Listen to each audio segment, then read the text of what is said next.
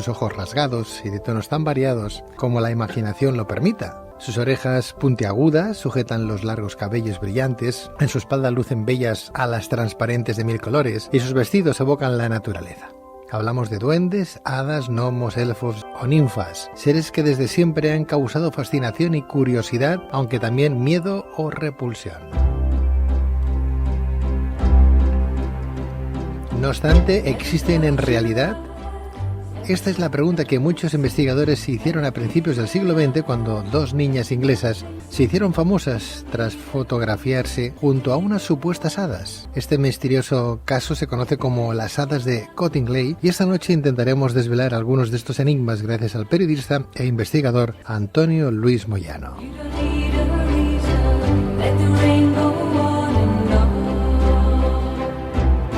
Antonio Luis Moyano, muy buenas noches. Hola, buenas noches, Pedro. Bienvenido, Antonio. Te veo muy bien acompañado esta noche. Hoy vengo con mi madre, doña Isabel, que me acompañó en este viaje por Cottingley. Bueno, o sea que has liado a tu madre también en estos menesteres. También en estas historias pues también me acompaña. Igual que Indiana Jones va con su padre, pues yo con mi madre algunas veces pues la embarco en algunas aventuras. Las que son menos peligrosas, por supuesto. El parangón está muy bien realizado. ¿Qué tal, doña Isabel? Muy bien, muy bien. Sí, encantado de conocerla. Bienvenida. Igualmente. Tiene usted aquí a un investigador como un Indiana Jones. Sí. En las películas, en la gran pantalla, vemos a los duendes, las ondinas, los elfos y demás y... Ahora contaremos, estuvimos toda una noche en el cementerio porque una de las piezas que resuelven este rompecabezas de Cottingley está en el cementerio de Bradford. Ahora te contaré después, al final. Yo conozco de gente que ha visto gnomos. ¿Tú los has llegado a ver? Pues alguna cosa curiosa hay. Lo que pasa, alguna fotografía, recuerdo que saqué en Camprodón, en un árbol, a ver si algún día te la traigo, y al revelar la foto, pues aparecía, se vislumbraba como lo que fuera la figura de un duende. Lo que pasa es que cuando analicé la fotografía con más detenimiento me di cuenta que se trataba de un efecto óptico, pero era un efecto de pareidolia, que es como se conoce técnicamente, pues muy singular. De hecho, a toda la gente que yo le enseñaba, todo el mundo veía como la silueta de un duende con orejas puntiagudas que salía de un orificio de un árbol. Lo que pasa es que, como ya digo, la explicación era un efecto de pareidolia, es decir, que cuando uno pues ve en las nubes, pues ve formas, con los desconchones de una pared, pues ve rostros, ¿no? Pero al principio, el primer impacto para una persona como yo, que quiero creer en la existencia de estos seres invisibles, pues la verdad es que fue muy impactante. Hay gente que les llaman los elementales. Doña Isabel, ¿usted cree que son elementales o son gente más profunda que el ser humano? Yo creo que por lo menos la fantasía es precisa. Es necesaria, ¿verdad? Es necesario creer. Es necesario creer, pero no de forma light, como decíamos, sino o frío o caliente. Te tienes que decantar por una cosa o por la otra. Por lo menos Sir Arthur Conan Doyle creyó esta historia. O sea que ya por lo menos merece que le prestemos un poquito de atención, ¿no? Bueno, pues vamos a hablar de algo que no se ve, que mucha gente cree, pero es que hay mucha gente que cree, tiene credos religiosos y nunca han visto al gran artífice, al gran arquitecto universal y han dado y entregan su vida por él, ¿verdad? Estaríamos hablando, pues posiblemente a lo mejor con otra magnitud, pero en esencia de lo mismo, de algo que no vemos y que muchas veces... Claro, y que existen muchas tradiciones, muchas leyendas que sugieren la existencia de estos seres, ¿no? ¿Quiénes fueron estos niños? Pues eran dos niñas, Francis y Elsie, que tenían 10 y 16 años. Estamos en la Inglaterra victoriana, en 1917, en un pequeño pueblo que se llama Cottingley, que todavía pues cuando se visita es como si el tiempo no hubiera pasado. Es un pueblo que no llega a tener más de 10.000 habitantes, está en el condado de Yorkshire. Pues allí dos niñas en sus travesuras infantiles, la más pequeña, Francis, un día está en el arroyo, se mancha el vestido, le regañan, le recriminan los padres y le dice, bueno, ¿por qué estás tan manchado en el río? Y dice, bueno, es que estaba jugando con las hadas. Los adultos se ríen y a partir de ahí, al día siguiente, las dos niñas acuden a casa de los padres con las fotografías de esas supuestas hadas. Las fotografías son archiconocidas, están en internet. Pero vamos a ver, esto parece un montaje, parece que es un montaje, se ve una niña con unas flores en el pelo, ¿verdad? Es una fotografía en blanco y negro con una pequeñita cascada detrás, delante unos herbajos, unas plantas.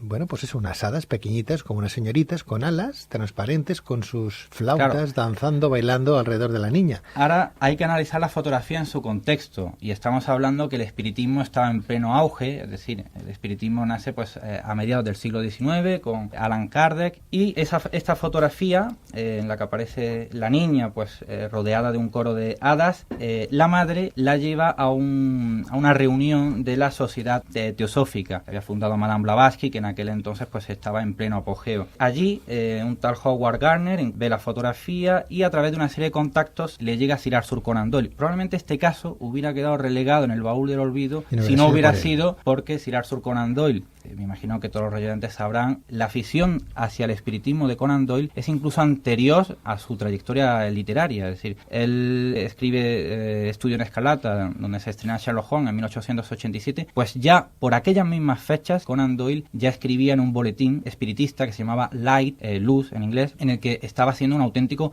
apostolado en defensa del espiritismo. Y Sir Arthur Conan Doyle, pues como yo y como tú ahora mismo cuando ves esta fotografía, pues se quedó absolutamente cautivado y embelesado y defendió la autenticidad de estas imágenes. ¿Las fotografías quién se la hizo a la niña? Eran dos niñas, Francis, que en aquel entonces tenía 10 años, y Elsie, que tenía 16.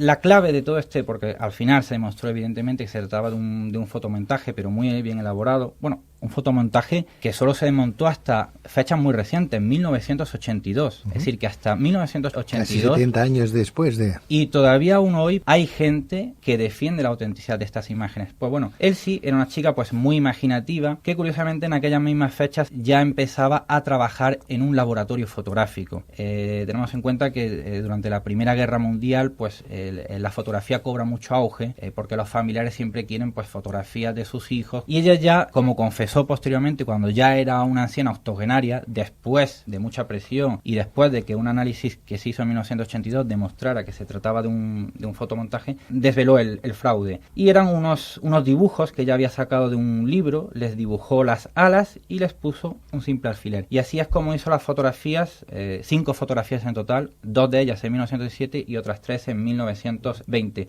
Claro, ¿por qué el fraude se mantuvo? ¿Por qué las niñas mantuvieron el secreto tanto tiempo? Pues fue por la implicación de Sir Arthur Conan Doyle, que en aquel entonces pues era una persona absolutamente respetadísima y lo que él dijera iba a misa. Cuando ya Conan Doyle en 1920 tienen conocimiento de las fotos, escribe incluso un libro defendiendo su autenticidad, ya el fraude, digamos, había cobrado tan altas cotas de popularidad que ya a las niñas pues le era muy difícil desmentirlo, ¿no? En cualquier caso, Antonio, al margen de que ese caso se descubriera al final, algo queda en el consciente colectivo, ¿verdad? Algo queda ahí, al menos es lo que queremos imaginar todos, ¿no? Claro, ahora viene aquí el detalle un poco revelador. Bueno, lo cierto es que fueron 5 fotografías y una de ellas, conocida como la quinta fotografía, que se conoce como el nido de hadas, en la que se vislumbran de una manera más ambigua pues las hadas. Esa parece ser que no se le encontró una explicación satisfactoria. Lo más probable es que se tratara de una doble proyección, es decir, que se hubieran solapado 2 imágenes. Pero el tema está en que, a pesar de que ellas reconocen que se trataba de un fotomontaje que ellas hicieron pues para que los adultos dejaran de reírse, Frances Griffith, la que hemos visto en la primera fotografía que aparece rodeada del coro de hadas, ella con 80 años, la abuelilla, en el canal de la BBC,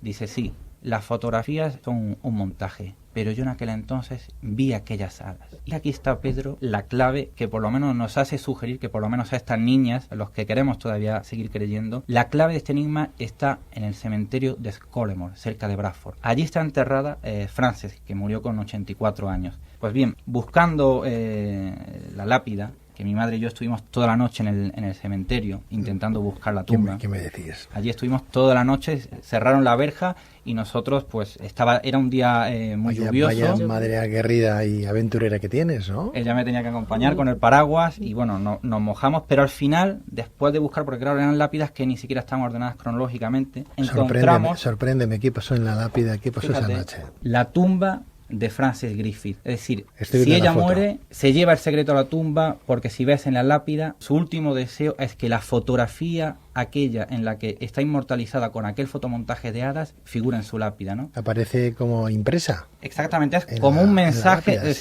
decir, ella solicitó a sus familiares de que cuando la enterraran, aquella fotografía que se había descubierto que era un fotomontaje, aquella pequeña travesura de crías, pues queda inmortalizada en esa lápida, ¿no? Y a mí me resulta realmente entrañable decir, bueno, pues aquel episodio de infancia que ella ha vivido a los 10 años le acompaña durante el resto de su vida y al final es común decir, bueno, pues yo me llevo el secreto a la tumba y el episodio que más me ha marcado en mi vida es esa experiencia de que yo vi aquellas hadas en el arroyo, ¿no? ¿Y esa noche en el cementerio cómo fue? Pues allí estuvimos recorriendo lápidas porque yo había oído hablar. Recorrer un cementerio a las tantas horas de la noche para mirar lápidas tiene su qué, ¿eh? Lloviendo. Y lloviendo. Sí, porque el tiempo en Inglaterra ya sabemos cómo es. Lo que pasa es que yo había oído de que en la tumba pues estaba la fotografía y a mí me parecía pues un detalle pues muy revelador de decir, bueno, pues esa pequeña travesura queda para la posteridad en forma de lápida, ¿no? Si quieres te leo, son 3 líneas de Sir Arthur Conan Doyle. ¿Qué dice? Que yo creo que vienen un poco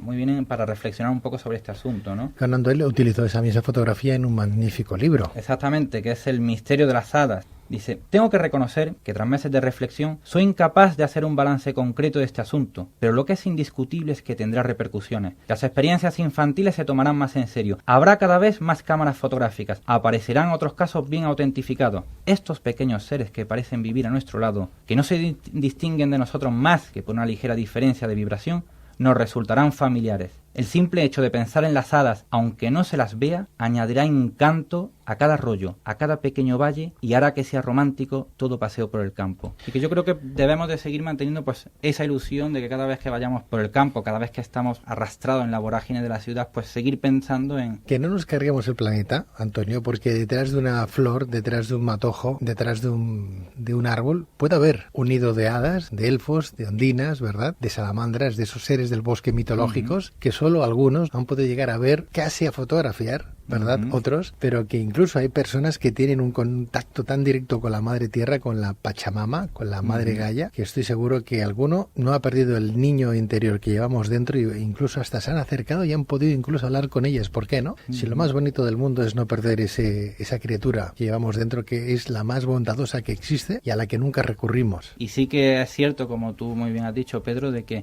dicen los esoteristas que cuando uno pierde ese niño que lleva dentro es cuando pierde esa capacidad pues para contactar con esos planos invisibles, ¿no? Y hemos de creer que muy probablemente si esta niña Frances Griffith ya cuando muere esa fotografía queda en su lápida, es que muy probablemente hubo algún tipo de episodio que le marcó en su infancia. Eso sí que es un buen trabajo de campo como buen investigador que eres, ¿verdad, Antonio Luis Moyano? Porque cada vez que vienes con fotografías in situ, te desplazas, vas, viajas, te informas, traes un montón de libros conforme que has tenido que consultar. Aunque me vine sin ver ninguna hada, ¿qué vamos a hacer? Bueno, mira, te llevaste una, has vuelto con otra, has vuelto con la misma y a lo mejor te hubiera aparecido alguien más, vete tú a saber. También es verdad. ¿Usted cómo lo ve, doña Isabel? ¿Tiene alguna hada que le ronda? Yo creo que sí, que siempre hay algo que no lo vemos pero que está ahí. Isabel, gracias, muy buenas noches, encantado de saludarla. Gracias. Antonio Luis Moyano, periodista, compañero, gracias. Gracias a ti, Pedro. Buenas noches. Buenas noches.